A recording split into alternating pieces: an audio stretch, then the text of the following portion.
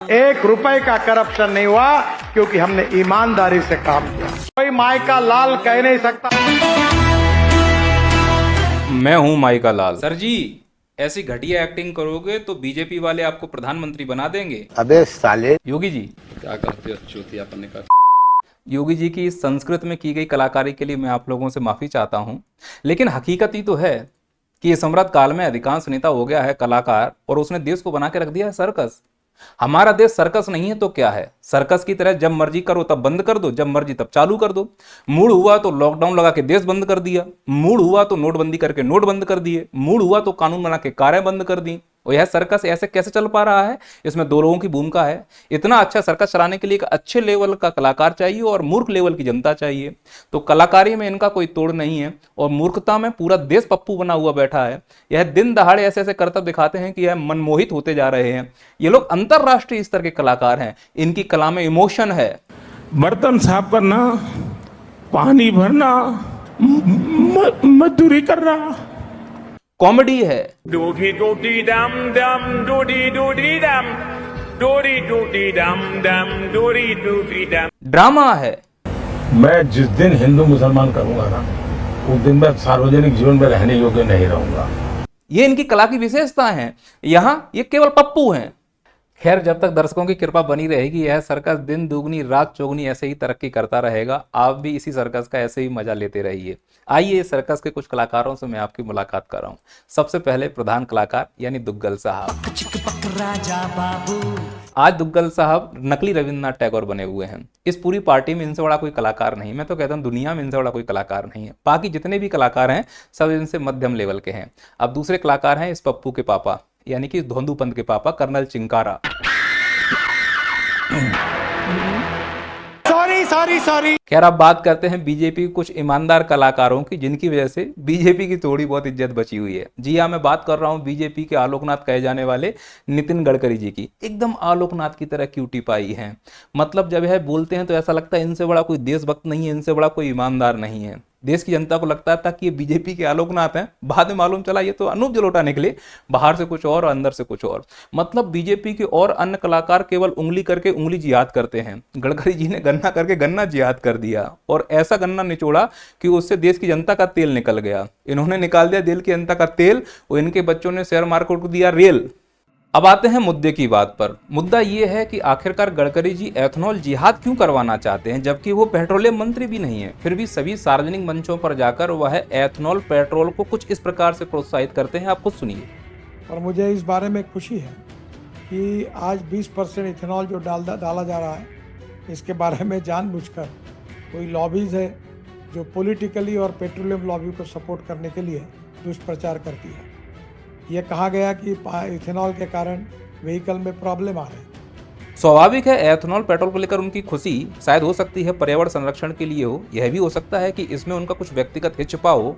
व्यक्तिगत हित क्या हो सकता है वो तो वीडियो में आपको मालूम चलेगा ही। पहले आप ये समझिए कि एथनॉल क्या होता है और एथनॉल पेट्रोल क्या होता है। एथनॉल गलने से निकलने वाला एक द्रव्य होता है जिसका विभिन्न प्रकार के रासायनिक प्रोसेस के द्वारा पेट्रोल में मिलाकर एथनॉल पेट्रोल बनाया जाता है। अब अगर आपको कहीं एथनॉल पेट्रोल मिलता है तो उसमें सिंबल होगा E5। इसका मतलब है कि 95% पेट्रोल है और 5% एथनॉल मिलाया गया है। E20 इसका मतलब है 80% पेट्रोल है और 20% एथनॉल मिलाया गया है। तो अभी भारत में यही E20 एथनॉल पेट्रोल मिल रहा है, यानी कि जब आप पेट्रोल डलाने जाओगे तो आपको 80% पेट्रोल मिलेगा और 20% उसमें इस एथनॉल का मिश्रण मिलता है। अब जब एथनॉल को पेट्रोल में मिलाकर मिश्रित फ्यूल बनता है तो उसे हम फ्लेक्स फ्यूल कहते हैं। तो कुल मिलाकर एथनॉल पेट्रोल के फ्यूल को फ्लेक्स फ्यूल कहा जा सकता है। चूंकि एथनॉल अपने आप में अल्कोहल होता है, यह गन्ने के अलावा स्टार्च फसलों से भी मिल सकता है, जैसे कि मक्का की फसल, पर प्रमुख रूप से यह गन्ने से प्राप्त होता है। तो गन्ना एथनॉल के लिए प्रमुख स्रोत हो गया तो गन्ने की राजनीति भी अच्छी खासी हो जाएगी। गन्ने की पेराई कहाँ होती है? गन्ना मिल में। तो गन्ने के मिल में भी अच्छी खासी राजनीति हो जाएगी। वहाँ से निकलेगा एथनॉल, कहाँ बिकेगा? कंपनियों में।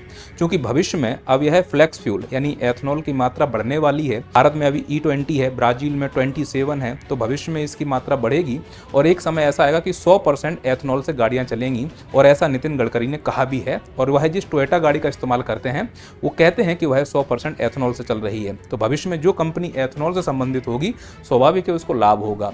ऐसी ही दो कंपनियां हैं जो नितिन गडकरी के बच्चों के नाम हैं।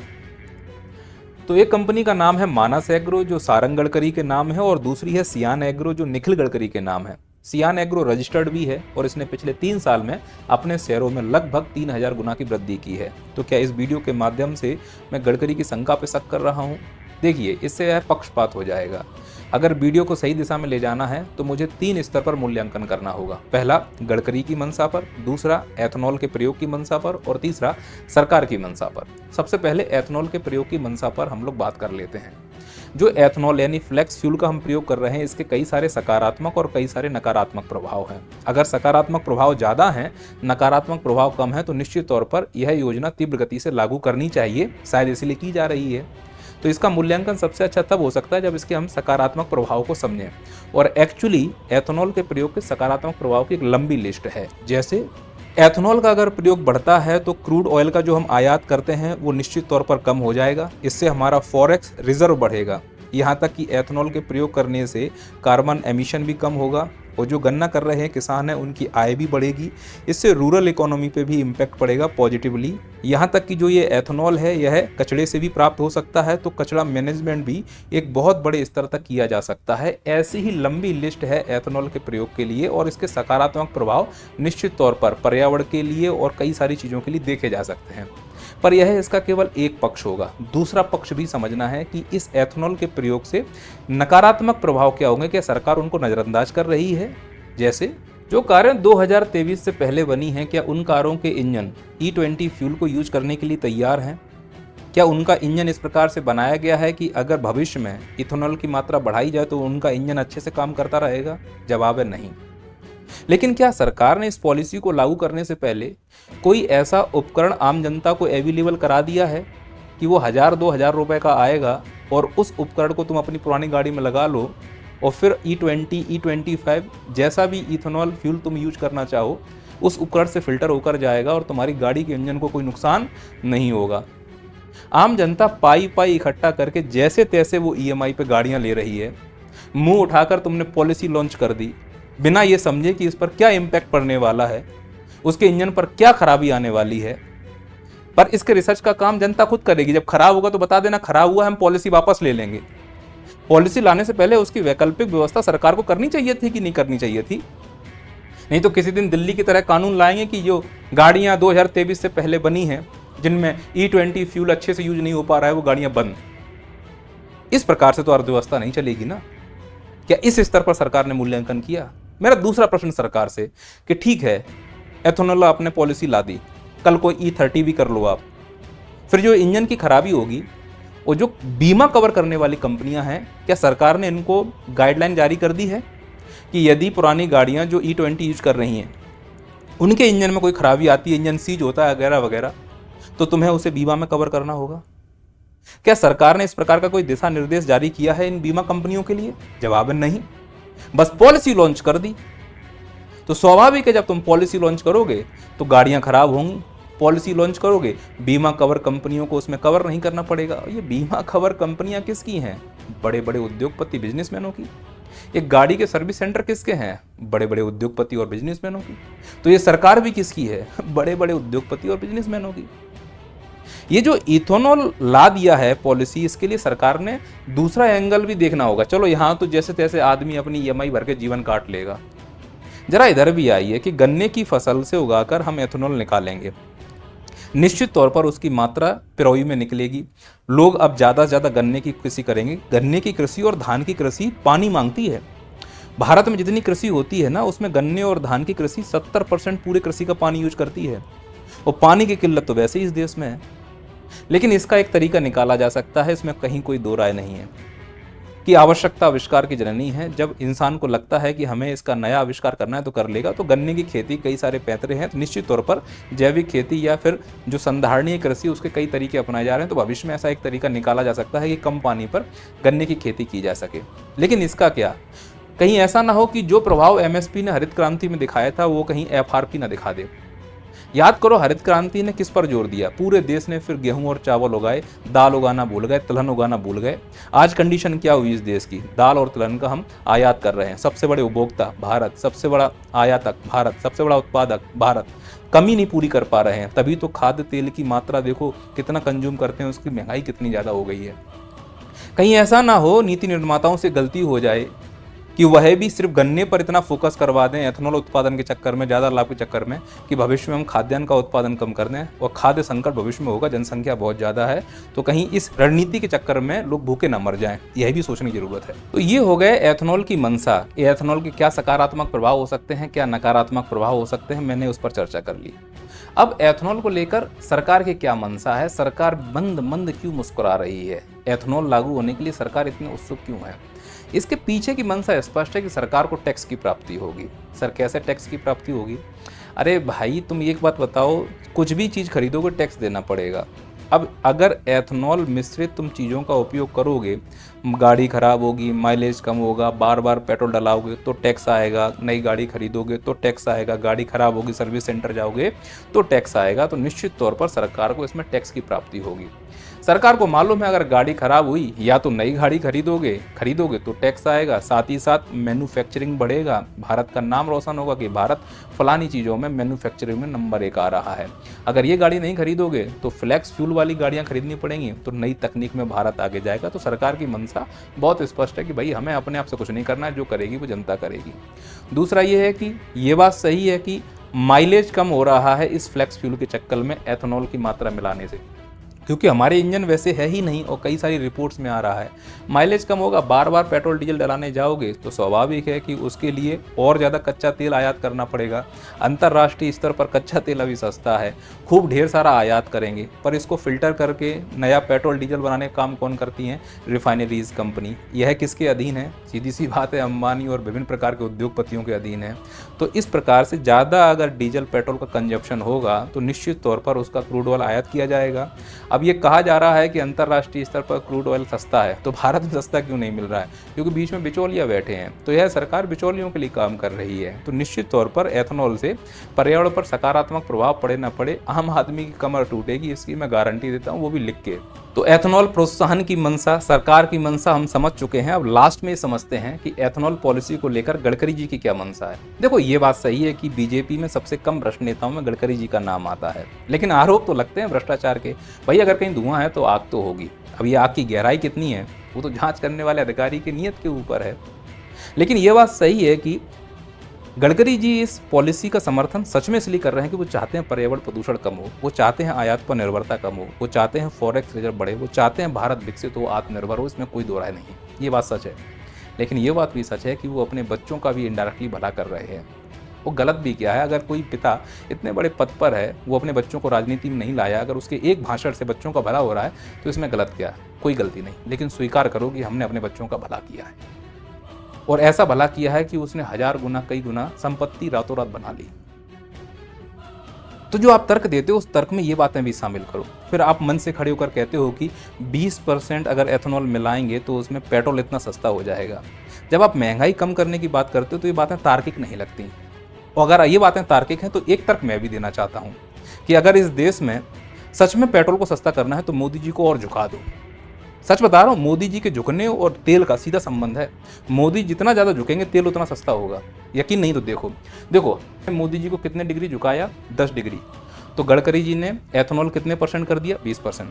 अगर हम मोदी जी को 20 डिग्री झुका दें तो गडकरी जी एथेनॉल कितना कर देंगे? 40%। इसीलिए मैं चाहता हूँ मोदी जी आप 50 डिग्री झुक जाओ तो एथेनॉल कितना हो जाएगा? 100%। पेट्रोल एकदम सस्ता हो गई ना, तर्क वाली बात। लेकिन मोदी जी झुकेंगे समय के साथ। मोदी जी भी पुष्पा हैं, झुकेगा नहीं साला। अब आते हैं उन आरोपों पर जो गडकरी जी के ऊपर लगे हैं।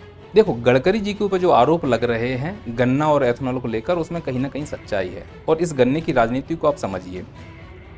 अजीत पवार का नाम आपने सुना होगा। उन्होंने हाल ही में एक सहकारी जो चुनाव हुआ चीनी मिल का, वो जीता है। अजीत पवार कौन है? भ्रष्टाचारी है। प्रधानमंत्री ने इसके ऊपर आरोप लगाया, लेकिन बाद में यह महाराष्ट्र का उप मुख्यमंत्री बना। चीनी मिल पर क्यों कंट्रोल पाना चाहते हैं? स्वाभाविक है कि एथेनॉल वहीं से निकलेगा।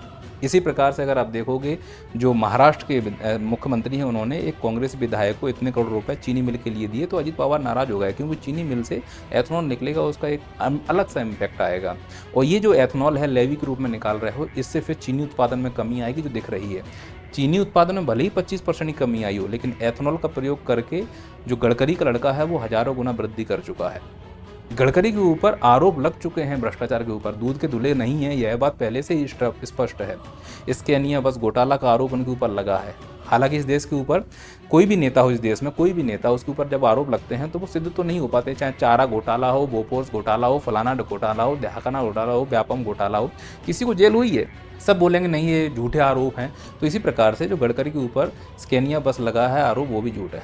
फिर एक आपको खबर है 2013 की, एक पूर्ति ग्रुप है जो चीनी मिल का, लगभग 17-18 चीनी मिल है महाराष्ट्र की, उसका संबंध गडकरी जी से है। 7 करोड़ रुपए का टैक्स चोरी किया था इस पूर्ति ग्रुप ने, जो चीनी मिल से संबंधित है। अब चीनी मिल में गन्ना पड़ेगा, एथेनॉल निकलेगा और उस एथेनॉल का प्रयोग उनके लड़कों के द्वारा कंपनी चलाई जा रही है। तो डायरेक्टली मैं ये कह सकता हूँ कि चीनी मिल, गन्ने और एथेनॉल से गडकरी जी का संबंध है और उस गडकरी जी के संबंध के चक्कर में उनके बच्चों को लाभ हो रहा है और वो बच्चे उनके लाभ को मार के शेयर मार्केट में उछाल मार रहे हैं, इसमें कोई दो राय नहीं है। तो ये कहना बंद कर दो कि मैं एक सच्चा देशभक्त हूँ। देशभक्त मेरी नज़र वो है जो निष्पक्ष होकर काम करे, अपनी शक्तियों का दुरुपयोग ना करे। आपके ऊपर आरोप लगे हैं और निश्चित तौर पर आप एक ईमानदार नेता हैं बीजेपी के अंतर्गत। बीजेपी में तो आपसे भी भयंकर करप्ट और झूठे लोग भरे हुए हैं। कम से कम आप अपना काम ईमानदारी से तो करते हैं। चूँकि आप परिवहन मंत्री संबंधित सड़क बनवाते हैं, आप तो सड़कों में भी आप हाईवे से संबंधित हैं। तो वहाँ जहाँ सड़कें टूट रही हैं, स्वाभाविक है राज्यों की जिम्मेदारी है, पीडब्ल्यूडी विभाग की जिम्मेदारी है। नेशनल हाईवे बन रहे हैं जो, उसमें केवल आपका देखरेख चलता है। लेकिन जो नेशनल हाईवे बन रहे हैं वो भी तो टूट रहे हैं। अभी इंदौर में एक नया फ्लाईओवर मऊ में बना था, 6 महीने नहीं हुए, टूट गया है। करोड़ों की प्रॉपर्टी जो इन्वेस्ट हो रही है, आप कैसा ठेका दे रहे हो? तो जब टूटेगा तो आपके ऊपर आरोप तो लगेगा ही कि कैसा आप निगरानी कर रहे हो। या तो निगरानी करने में चूक है, तो थक गए हो तो उठ जाओ, कोई दूसरे को बैठने दो, या मानो कि नहीं कुछ पैसा मैं भी लेता हूँ, तो जब पैसा लेता हूँ पैसे कम पहुँचते हैं, मटेरियल वहाँ यूज होता है कमज़ोर, तो रोडें कमज़ोर होती हैं और टूट जाती हैं। तो जो आरोप लग रहे हैं उस आरोप प्रत्यारोप के दौर में देश को सर्वोपरि रखना चाहिए, मेरा ये मानना है। बाकी ये मैं कहूँगा अंतिम रूप से कि बीजेपी में अगर कोई नेता है जिस पर आज वर्तमान में थोड़ा बहुत भरोसा किया जा सकता है तो वो गडकरी जी ही हैं। और गडकरी जी के ऊपर जो आरोप लग रहे हैं और जिस प्रकार से उनके बच्चों का जो ये ग्रोथ रोड देखने को मिला है, और यह हकीकत है जो कि है ही शायद, तो निश्चित तौर पर कहा जा सकता है कि आप भी उन्हीं में से एक निकले कि सामने थे आप आलोकनाथ और अकेले में निकल गए आप अनूप जलोटा। तो आप अनूप जलोटा थे और जो जिहादी चल रहा है, आपने भी ये गन्ना जिहाद कर दिया और आपने अपने बच्चों का उल्लू सीधा करवा लिया। हमारे बच्चे आज भी लाठियाँ खा रहे हैं, आपके बच्चे एंजॉय कर रहे हैं। तो ये देशभक्ति अगर है और देशभक्ति के नाम पर हमें ये कुर्बान करना पड़े कि आप कहोगे नहीं आप लोग चुप बैठो, टैक्स भरते रहो, हम रोडें नहीं देंगे, तुम चुप बैठो, तुम बेरोजगार बैठो, हमारे बच्चे रोजगार में लगेंगे, तो ऐसी देशभक्ति हमसे ना हो पाएगी। देशभक्ति करनी तो सब करो। देशभक्ति में अगर सब समान है तो सब समान है, सब लाठियाँ खा रहे हैं तो फिर सब खाएंगे। तुम्हारे बच्चे इतने ग्रोथ कर रहे हैं और हम लाठियाँ खाएं, ये देशभक्ति मुझसे नहीं हो पाएगी और ना ही इस प्रकार के झूठ मैं सह पाऊँगा और ना मैं बोल पाऊँगा। तो अगर जो मैंने बोला है उसमें कोई गलती है तो मैं क्षमा चाहता हूँ, पर जो मुझे लगा वो मैंने बोला।